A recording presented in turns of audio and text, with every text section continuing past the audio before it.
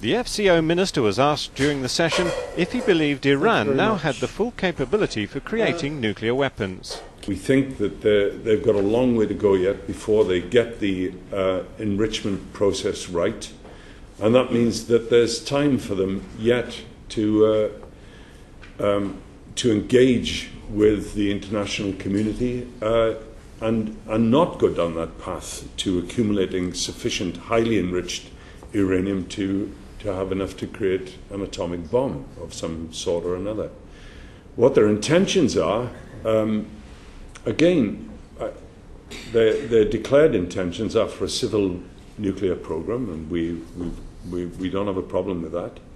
In fact, part of the E3+3 offer has been to help them develop a civil nuclear program, with the offer of help with a light water nuclear reactor, for example. But everyone else, including their neighbours, seem to believe that they want to develop a nuclear weapon. And that's our reading too, and it's very difficult to try and square some of the technical developments that have been going on in Iran with wanting a purely civil program.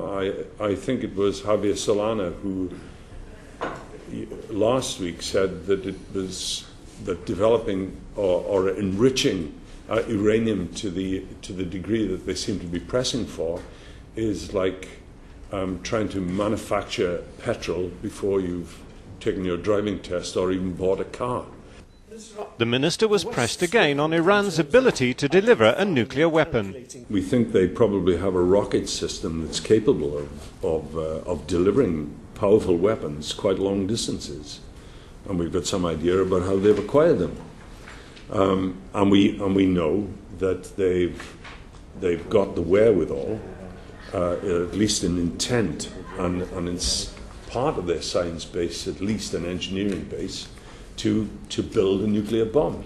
But that's a lot easier in theory than it is in practice. And I come back to the point I made to the chairman, which is that you can have 3,000 centrifuges and you can arrange them in cascades, and you can get your pipework right, and you can do all kinds of things, but you've got to make the thing work properly. So the UK government thinks they've got the delivery mechanism? Yes, probably. I think they've probably got a rocket powerful enough to deliver a large payload, certainly onto one or other of their neighbours, probably as far as the Mediterranean. Dr. Howells was asked about international pressure on Iran, particularly from America. What was the attitude at the moment from the USA? They want to see in Iran a country that isn't going to be a threat to its neighbours. And I think that that's a genuine desire on the part of the Americans. It might be unfashionable to say it, but I didn't meet anybody in the States who wants to invade Iran. I think they realise they've got enough of a problem as it is in Iraq and Afghanistan without a new war in Iran. And I think what they're probably looking for is a much more stable situation there, and that means that if we could take the heat out of this nuclear standoff at the moment, that it would benefit everyone, not least of which would be America itself.